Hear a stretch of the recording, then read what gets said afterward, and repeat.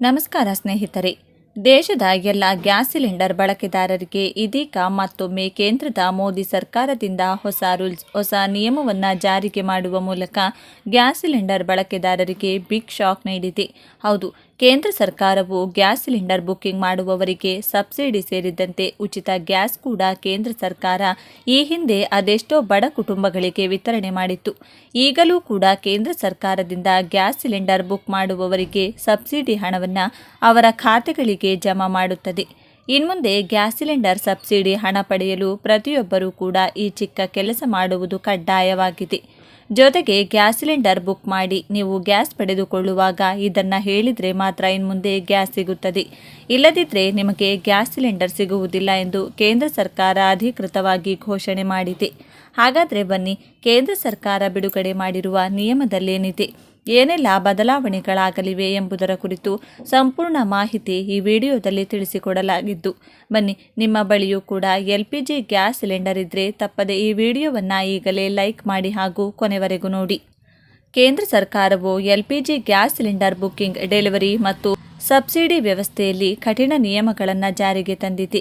Scheme for ration card and gas cylinder 2025 ಪ್ರಕಾರ ಈ ಹೊಸ ನಿಯಮಗಳು ಡಿಸೆಂಬರ್ 31, 2028 ಅನ್ವಯಿಸುತ್ತವೆ. ಈ ಬದಲಾವಣೆಗಳು ಪಾರದರ್ಶಕತೆ, ಸುರಕ್ಷತೆ ಮತ್ತು ಸಬ್ಸಿಡಿಯ ಸರಿಯಾದ ವಿತರಣೆಗೆ ಒತ್ತು ನೀಡುತ್ತವೆ. ಹೊಸ ನಿಯಮಗಳ ಪ್ರಮುಖ ಅಂಶಗಳು: KYC ಕಡ್ಡಾಯ. LPG ಗ್ಯಾಸ್ ಸಿಲಿಂಡರ್ ಬುಕ್ಕಿಂಗ್ ಮಾಡುವ ಮೊದಲು ಗ್ರಾಹಕರು KYC ಪ್ರಕ್ರಿಯೆ ಪೂರ್ಣಗೊಳಿಸಬೇಕು. ಆಧಾರ್ ಕಾರ್ಡ್ ಮತ್ತು ಮೊಬೈಲ್ ನಂಬರ್ ಗ್ಯಾಸ್ ಏಜೆನ್ಸಿಯೊಂದಿಗೆ ಲಿಂಕ್ ಮಾಡಬೇಕು. OTP ಮೂಲಕ ಆಧಾರ್ ದೃಢೀಕರಣ ಮಾಡಬೇಕು. KYC ಇಲ್ಲದಿದ್ದರೆ ಸಿಲಿಂಡರ್ ಡೆಲಿವರಿ ನಿರಾಕರಿಸಲ್ಪಡುತ್ತದೆ. OTP ಮೂಲಕ ದೃಢೀಕರಣ. ಸಿಲಿಂಡರ್ ಬುಕ್ಕಿಂಗ್ ಮಾಡುವಾಗ OTP ದೃಢೀಕರಣ ಕಡ್ಡಾಯ. ಇದು ವಂಚನೆ ಮತ್ತು ಬ್ಲ್ಯಾಕ್ ಮಾರ್ಕೆಟ್ ಗ್ಯಾಸ್ ವ್ಯಾಪಾರವನ್ನು ತಡೆಯುತ್ತದೆ.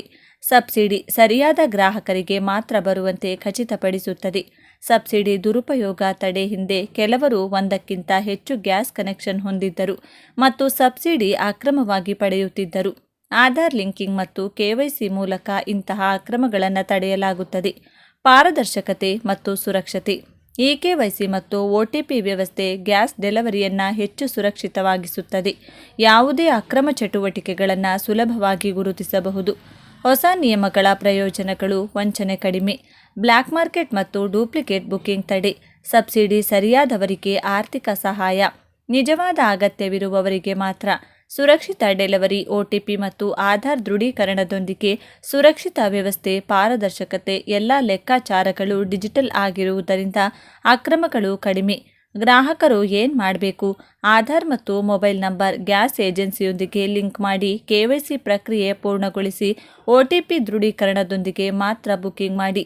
ಸಬ್ಸಿಡಿ ಲಾಭ ಪಡೆಯಲು ನಿಮ್ಮ ದಾಖಲೆಗಳನ್ನು ನವೀಕರಿಸಿ. ತಾತ್ಕಾಲಿಕ ತೊಂದರೆಯಾದರೆ ದೀರ್ಘಕಾಲದ ಲಾಭ.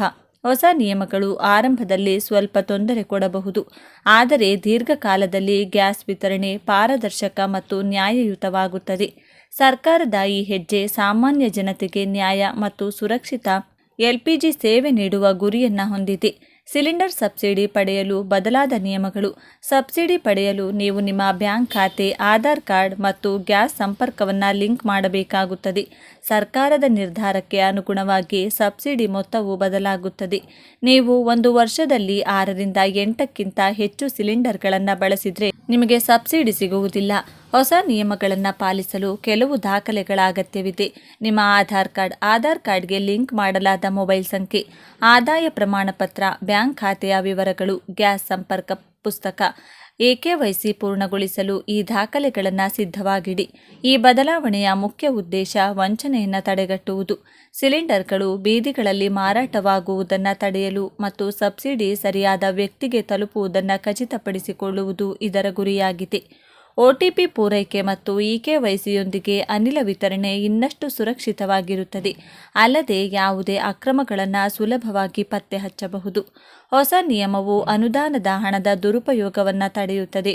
ಉದಾಹರಣೆಗೆ, ಕೆಲವು ಜನರು ಒಂದಕ್ಕಿಂತ ಹೆಚ್ಚು ಅನಿಲ ಸಂಪರ್ಕಗಳನ್ನು ಹೊಂದಿದ್ದರು ಮತ್ತು ಸಬ್ಸಿಡಿ ಹಣವನ್ನು ಪಡೆಯುತ್ತಿದ್ದರು. ಆದರೆ ಈಗ KYC ಮತ್ತು ಆಧಾರನ್ನು ಲಿಂಕ್ ಮಾಡುವ ಮೂಲಕ ನಾವು ಅಂತಹ ಅಕ್ರಮಗಳನ್ನು ತಡೆಯಬಹುದು. ಈ ಸರ್ಕಾರದ ಕ್ರಮವು ಸಾಮಾನ್ಯ ಜನರಿಗೆ ಪ್ರಯೋಜನವನ್ನು ನೀಡಿದೆ. ಇದು ತಂತ್ರಜ್ಞಾನವನ್ನು ಬಳಸಿಕೊಂಡು ವ್ಯವಸ್ಥೆಯನ್ನು ಸುಧಾರಿಸುವ ಪ್ರಯತ್ನವಾಗಿದೆ. ಇದರ ಬಗ್ಗೆ ನಿಮಗೆ ಯಾವುದೇ ಪ್ರಶ್ನೆಗಳಿದ್ದರೆ ದಯವಿಟ್ಟು ನಿಮ್ಮ ಹತ್ತಿರದ ಅನಿಲ ಕಂಪನಿಯನ್ನು ಸಂಪರ್ಕಿಸಿ. ಆದಷ್ಟು ಬೇಗ ನೀವು ಕೂಡ KYC ಮಾಡಿ ಗ್ಯಾಸ್ ಸಿಲಿಂಡರ್ ಪಡೆದುಕೊಳ್ಳಿ. ಹಾಗಾಗಿ ಈ ಮಾಹಿತಿ, ಈ ವಿಡಿಯೋ ನಿಮ್ಮ ಸ್ನೇಹಿತರಿಗೂ ಸಂಬಂಧಿಕರಿಗೂ ಶೇರ್ ಮಾಡಿ, ಅವರಿಗೂ ಕೂಡ ತಿಳಿಸಿ. ದೇಶಾದ್ಯಂತ ಇರುವ ದೇಶದ ಎಲ್ಲ ರೈತರಿಗೆ ಕೇಂದ್ರದ ಮೋದಿ ಸರ್ಕಾರದಿಂದ PM ಕಿಸಾನ್ ಸಮ್ಮಾನ್ ನಿಧಿ ಯೋಜನೆಯ ಅಡಿಯಲ್ಲಿ ಪ್ರತಿ 4 ತಿಂಗಳಿಗೊಮ್ಮೆ 2,000 ರೂಪಾಯಿ ಹಣ ನೀಡುತ್ತಿದ್ದು, ಇಲ್ಲಿಯವರೆಗೂ 19 ಕಂತುಗಳ 28,000 ರೂಪಾಯಿ ದೇಶದ ಎಲ್ಲ ರೈತರ ಖಾತೆಗಳಿಗೆ ನೇರವಾಗಿ DBT ಮೂಲಕ ಜಮಾ ಮಾಡಲಾಗಿದ್ದು, ಇದೀಗ 20ನೇ ಕಂತಿನ ಹಣಕ್ಕೆ ರೈತರು ಕಾದು ಕುಳಿತಿದ್ದಾರೆ. ಅದಕ್ಕೆ ಕೇಂದ್ರ ಸರ್ಕಾರ ಕೂಡ 20ನೇ ಕಂತಿನ ಹಣ ಬಿಡುಗಡೆ ಮಾಡಲು ಸಿದ್ಧತೆ ನಡೆಸಿದ್ದು, ಈ ಹಣ ಪಡೆಯಲು ಕೆಲವು ನಿಯಮಗಳನ್ನು ಜಾರಿಗೆ ಮಾಡಿ ರೈತರಿಗೆ ಬಿಗ್ ಶಾಕ್ ನೀಡಿದೆ. ಹೌದು, ರೈತರ ಖಾತೆಗಳಿಗೆ ಜಮಾ ಆಗುವುದಿಲ್ಲ. ಇದಕ್ಕೆ ಹೊಸ ರೂಲ್ಸ್ ಜಾರಿ ಮಾಡಲಾಗಿದೆ. ಬನ್ನಿ, ಕೇಂದ್ರ ಸರ್ಕಾರ ಬಿಡುಗಡೆ ಮಾಡಿರುವ ನಿಯಮದಲ್ಲೇನಿದೆ, ಯಾವ ರೈತರಿಗೆ 20ನೇ ಕಂತು ಸಿಗುವುದಿಲ್ಲ, ಆ ಹಣ ಪಡೆಯಲು ಏನು ಮಾಡಬೇಕು ಎಂಬುದರ ಕುರಿತು ಕಂಪ್ಲೀಟ್ ಮಾಹಿತಿ ಈ ವಿಡಿಯೋದಲ್ಲಿ ನೋಡೋಣ. PM ಕಿಸಾನ್ ಯೋಜನೆಯ 20ನೇ ಕಂತನ್ನು ಜೂನ್ 2025ರಲ್ಲಿ ರೈತರ ಖಾತೆಗಳಿಗೆ ಜಮಾ ಮಾಡುವ ಸಾಧ್ಯತೆ ಇದೆ. ಈ ಯೋಜನೆಯಡಿ ಅರ್ಹ ರೈತರಿಗೆ ತಲಾ 2,000 ರೂಪಾಯಿ. ಆದಾಗ್ಯೂ ನಿಖರವಾದ ದಿನಾಂಕದ ಬಗ್ಗೆ ಇಲ್ಲಿಯವರೆಗೆ ಯಾವುದೇ ಅಧಿಕೃತ ಪ್ರಕಟಣೆ ಹೊರಬಿದ್ದಿಲ್ಲ. ತಮ್ಮ ಹೆಸರಿನಲ್ಲಿ ಕೃಷಿ ಯೋಗ್ಯ ಭೂಮಿಯನ್ನು ಹೊಂದಿರುವ ರೈತರು ಈ ಯೋಜನೆಗೆ ಅರ್ಹರಾಗಿರುತ್ತಾರೆ. ಆದಾಗ್ಯೂ ಕೆಲವು ವರ್ಗಗಳನ್ನು ಹೊರಡಿಸಲಾಗಿದೆ. ಸಾಂಸ್ಥಿಕ ಭೂಮಾಲೀಕರು, ಟ್ರಸ್ಟ್ಗಳು ಅಥವಾ ಸಂಸ್ಥೆಗಳ ಒಡೆತನದ ಭೂಮಿ ಅನರ್ಹವಾಗಿದೆ.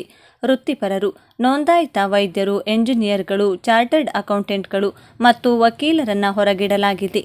ತೆರಿಗೆದಾರರು, ಕಳೆದ ಮೌಲ್ಯಮಾಪನ ವರ್ಷದಲ್ಲಿ ಆದಾಯ ತೆರಿಗೆ ಪಾವತಿಸಿದ ರೈತರು ಪ್ರಯೋಜನಗಳನ್ನು ಪಡೆಯಲು ಸಾಧ್ಯವಿಲ್ಲ. PM ಕಿಸಾನ್ ಅಥವಾ ಪ್ರಧಾನಮಂತ್ರಿ ಕಿಸಾನ್ ಸಮ್ಮಾನ್ ನಿಧಿ ಕೇಂದ್ರ ಸರ್ಕಾರದ ಯೋಜನೆಯಾಗಿದೆ. ಇದು ಅರ್ಹ ರೈತರಿಗೆ ವರ್ಷಕ್ಕೆ 6,000 ರೂಪಾಯಿ ಆದಾಯ ಬೆಂಬಲವನ್ನು ಸೂಚಿಸುತ್ತದೆ. ಈ ಮೊತ್ತವನ್ನು ತಲಾ 2,000 ರೂಪಾಯಿಗಳ 3 ಸಮಾನ ಕಂತುಗಳಲ್ಲಿ ಪಾವತಿಸಲಾಗುತ್ತದೆ. ಈ ಯೋಜನೆಯು ರೈತರಿಗೆ ಸಣ್ಣ ವೆಚ್ಚಗಳನ್ನು ಭರಿಸಲು ಮತ್ತು ಅವರ ಆದಾಯವನ್ನು ಹೆಚ್ಚಿಸಲು ಸಹಾಯ ಮಾಡುವ ಗುರಿಯನ್ನು ಹೊಂದಿದೆ. ಇದು ನೇರವಾಗಿ ಫಲಾನುಭವಿಗಳ ಬ್ಯಾಂಕ್ ಖಾತೆಗಳಿಗೆ ಹಣವನ್ನು ವರ್ಗಾಯಿಸುತ್ತದೆ. ರೈತರು ತಮ್ಮ ಕಂತಿನ ಸ್ಥಿತಿಯನ್ನು ಅಧಿಕೃತ PM ಕಿಸಾನ್ ಪೋರ್ಟಲ್ನಲ್ಲಿ ಪರಿಶೀಲಿಸಬಹುದು. ವಿಳಂಬವನ್ನು ತಪ್ಪಿಸಲು ಅವರು ತಮ್ಮ ಬ್ಯಾಂಕ್ ಮತ್ತು ಆಧಾರ್ ವಿವರಗಳನ್ನು ನವೀಕರಿಸಲಾಗಿದೆ ಎಂದು ಖಚಿತಪಡಿಸಿಕೊಳ್ಳಬೇಕು. ಕೊನೆಯ ಪಾವತಿ 19ನೇ ಕಂತು ಫೆಬ್ರವರಿ 24, 2025ರಂದು ಬಿಡುಗಡೆಯಾಯಿತು. ಇದು 2.4 ಕೋಟಿ ಮಹಿಳಾ ರೈತರು ಸೇರಿದಂತೆ 9.8 ಕೋಟಿ ರೈತರಿಗೆ ಪ್ರಯೋಜನವನ್ನು ನೀಡಿತು. ಈ ಹಿಂದೆ 18ನೇ ಕಂತು ಅಕ್ಟೋಬರ್ 2024ರಲ್ಲಿ ಬಂದಿದ್ದರೆ 17ನೇ ಕಂತು ಜೂನ್ 2024ರಲ್ಲಿ ಪಾವತಿಸಲಾಗಿದೆ.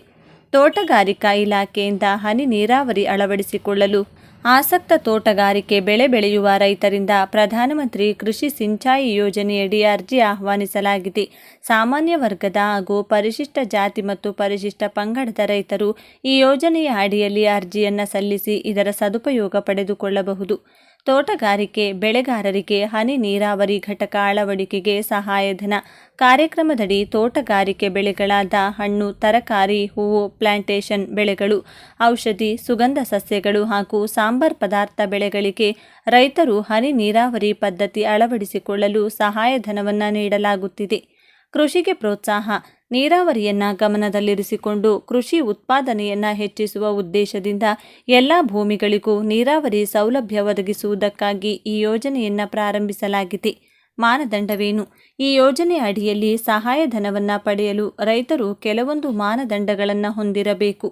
ತಮ್ಮದೇ ಹೆಸರಿನಲ್ಲಿ ರೈತರು ಜಮೀನನ್ನು ಹೊಂದಿರಬೇಕು. ಪರಿಶಿಷ್ಟ ಜಾತಿ ಮತ್ತು ಪರಿಶಿಷ್ಟ ಪಂಗಡ ಜಾತಿಯ ರೈತರು ಜಾತಿ ಮತ್ತು ಆದಾಯ ಪ್ರಮಾಣಪತ್ರವನ್ನು ಹೊಂದಿರಬೇಕು.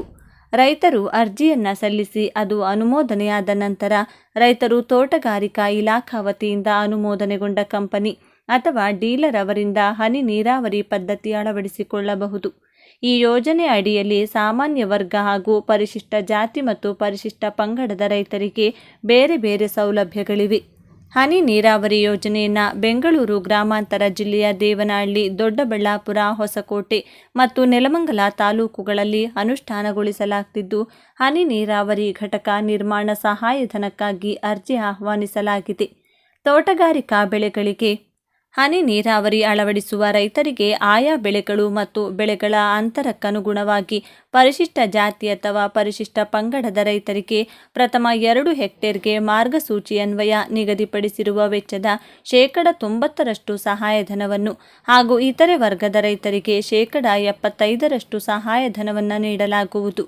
2 ಹೆಕ್ಟೇರ್ಗೆ ಮೇಲ್ಪಟ್ಟು 5 ಹೆಕ್ಟೇರ್ವರೆಗೆ ಶೇಕಡ 45% ಸಹಾಯಧನವನ್ನು ನೀಡಲಾಗುವುದು. ಈ ಸೌಲಭ್ಯವನ್ನು ಪ್ರತಿ ಫಲಾನುಭವಿಗೆ 5 ಹೆಕ್ಟೇರ್ ಪ್ರದೇಶದವರೆಗೆ ಮಿತಿಗೊಳಿಸಲಾಗಿದೆ.